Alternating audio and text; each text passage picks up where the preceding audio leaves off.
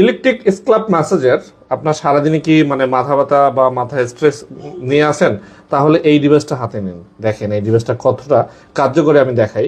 এখানে আমি পাওয়ার দিলাম, এই দেখেন এটা যখন মুভ করে আর কি মাথার মধ্যে, এই নখগুলো এতভাবে এটাকে মনে করেন যে মাসাজ করে, ইজিলি আপনার পেইনটা কিন্তু রিমুভ হয়ে যাবে। এই দেখেন ইজিলি আপনি রিলিফ পাবেন। এটা একা একা এই পেইনটা থেকে রিলিফ পাওয়ার সহজ উপায় হচ্ছে এই ডিভাইসটা যদি আপনি নেন। হ্যাঁ, এটা কিন্তু তিনটা মোড।